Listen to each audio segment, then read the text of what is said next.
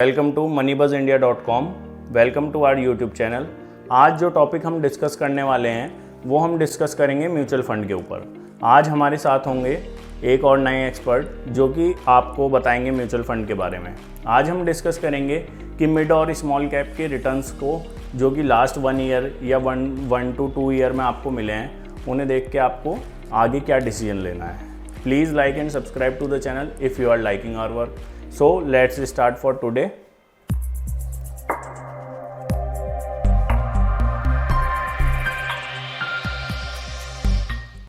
This is some traditional disclaimer on part of Moneybuzz team.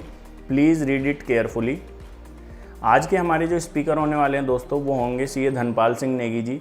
ये 12 साल से भी ज़्यादा का एक्सपीरियंस म्यूचुअल फंड इंडस्ट्री में आप लोगों के साथ आज अपना शेयर करेंगे और आपको बताएंगे कि आपको म्यूचुअल फंड को इस समय पर कैसे डील करना चाहिए। So let's start for today. Common है सबके लिए, वो है म्यूचुअल फंड। और म्यूचुअल फंड आज की तारीख में सबसे अच्छा इन्वेस्टमेंट टूल बना हुआ है सबके लिए। लेकिन लोगों को फिर भी थोड़ा सा इस टाइम पे जो जिस तरह से मार्केट चल रहा है 1 साल से, उसमें थोड़ा सा कन्फ्यूजन है। इसलिए हम आज आपके सामने लाए हैं।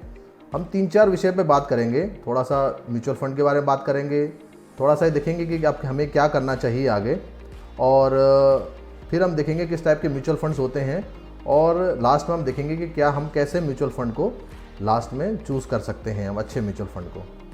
देखते हैं। अब देखिए, अगर हम देखें अगर 1 साल में, तो हमने 3 कैटेगरी म्यूचुअल फंड की ली है, लार्ज कैप, मिड कैप और स्मॉल कैप। हम अगर देखते हैं 1 साल में सबसे अच्छा रिटर्न जो दिया हुआ है वो स्मॉल कैप ने दिया है, ठीक है। मिड कैप ने भी दिया है और लार्ज कैप ने भी अच्छा इन्वेस्टमेंट दिया है। बेस्ट इन्वेस्टमेंट इस टाइम हम जो देखते हैं वो है लार्ज कैप और स्मॉल कैप और मिड कैप का। लेकिन हम ये देख सकते हैं कि ये रिटर्न हमेशा मिलने वाला नहीं है, और हमें इसीलिए हमेशा एवरेज रिटर्न पे जाना चाहिए। जैसे कि 5 साल की रिटर्न, अगर हम 5 साल की एवरेज रिटर्न देखें हम, तो लगभग 15-16% की रिटर्न हमें आती है। तो इसलिए अभी इस टाइम के रिटर्न के बेसिस पे हमें भ्रमित नहीं होना है। हमें ये देखना है कि हमें लॉन्ग टर्म में क्या रिटर्न मिलने वाली है। अगर आपका हॉरिजॉन 5 साल 10 साल का है, तो आपको ओबियसली ये सोचना चाहिए कि हमको कितनी एवरेज रिटर्न कितनी मिल सकती है। 50%, 60%, 70% की रिटर्न हमें एनुअली नहीं मिल सकती है, ये मान के चलिए आप।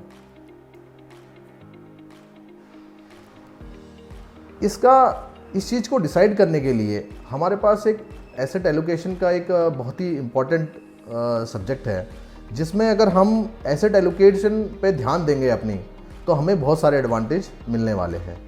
जैसे कि अगर हम एसेट एलोकेशन डिसाइड कर लें अपना कि हमें किस तरह से म्यूचुअल फंड में करना है, लार्ज कैप में कितना है करना है, स्मॉल कैप में कितना करना है, उससे हमें अपने रिस्क जो है वो डाइवर्सिफाई कर सकते हैं।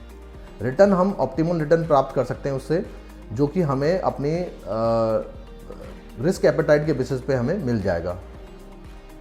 और एक जो है एडवांटेज हमें मिलता है तीसरा, वो है एलिमिनेट टाइमिंग द मार्केट। हम टाइम नहीं कर पाते हैं मार्केट को, लेकिन हमें एवरेज रिटर्न मिल जाती है उससे। लिक्विडिटी का हमारी नीड्स जो है वो भी हमारी पूरी हो जाती हैं, और हम अपने फाइनेंशियल गोल्स अचीव कर सकते हैं, जो कि हम एडवांस में बना के रखते हैं। सबसे बड़ा इशू इस टाइम ये चल रहा है कि मार्केट रोज़ टॉप अप लगा रहा है, और बेस्ट इस टाइम पे टॉप पे चल रहा है मार्केट। लेकिन हम ये प्रिडिक्ट कर रहे हैं कि जैसे 2018 की अगर बात करें हम, तो उतार चढ़ाव इतने हुए, जिसके वजह से जो हमारे अलग अलग म्यूचुअल फंड की कैटेगरी है, जो कि अभी हम फिलहाल large cap, mid cap, small cap की बात करेंगे। अगर 2018 की बात करें, तो 2018 में लार्ज कैप में जो नेगेटिव रिटर्न हुई थी वो 0.8% की रिटर्न हुई है।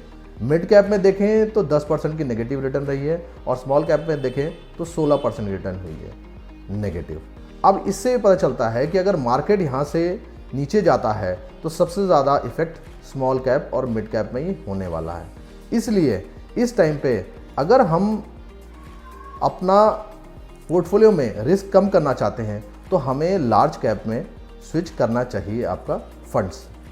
हम एक चार्ट और देख सकते हैं, सन 2005 से लेकर के अब तक का हमारे पास एक चार्ट है।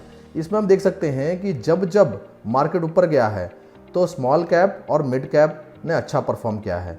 लेकिन उसके बनस्पत हम ये देखें कि अगर मार्केट नीचे जाएगा, तो वो नेगेटिव रिटर्न भी उतनी देगा।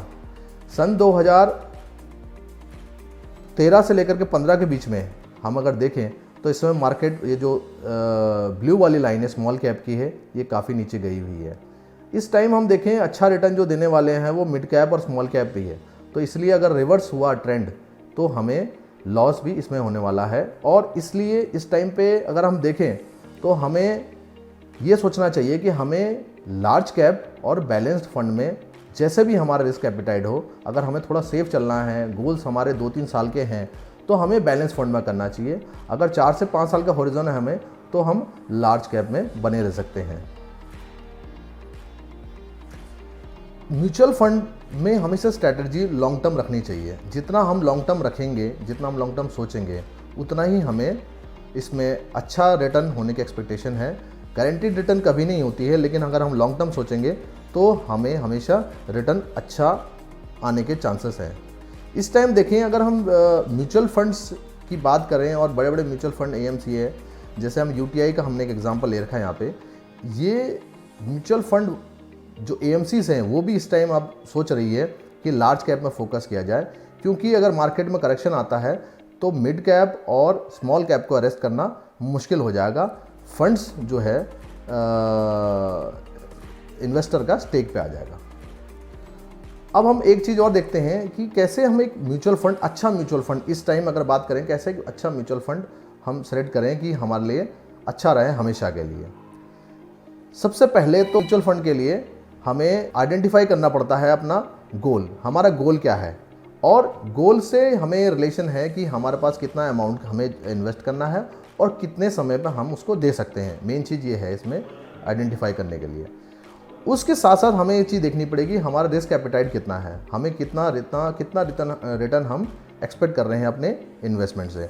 अगर हम सेटिस्फाइड हैं कम रिटर्न से तो हमें बैलेंस्ड फंड या लार्ज कैप में जाना चाहिए। लेकिन अगर हम लॉन्ग टर्म हो सकते हैं थोड़ा और आपको यह है कि रिस्क लेने की कैपेसिटी है, तो हम दूसरे फंड्स में जा सकते हैं। Style and mutual fund type, इसमें क्या है कि हम किस तरीके से इन्वेस्टमेंट करना है वो भी हमें डिसाइड करना ज़रूरी है। जैसे कि हम जो है लमसम भी इन्वेस्ट कर सकते हैं। SIP का एक बहुत अच्छा टूल है, SIP के फॉर्मेट में भी हम इन्वेस्ट कर सकते हैं। और अपने रिस्क और गोल्स को देखते हुए हमें फंड टाइप हमने डिसाइड करना है। उसके साथ तीसरा पॉइंट है हमारी फीस एंड लोड्स। अब मार्केट में डायरेक्ट म्यूचुअल फंड्स भी हैं और डिस्ट्रीब्यूटर्स के थ्रू भी हैं, एडवाइज़र्स के थ्रू भी हैं, तो रिस्क और फीस कितनी है उसमें चार्ज कर रहे हैं म्यूचुअल फंड वाले, वो भी आपको देखना पड़ेगा। इसलिए इस टाइम पे आपको ये देखते हुए कि मार्केट का फ्लक्चुएशंस हो सकता है, आपको बेटर है कि आपको ना फंड्स लार्ज कैप में या बैलेंस फंड में स्विच करें और थोड़ा सेफ चलें। Thank you so much.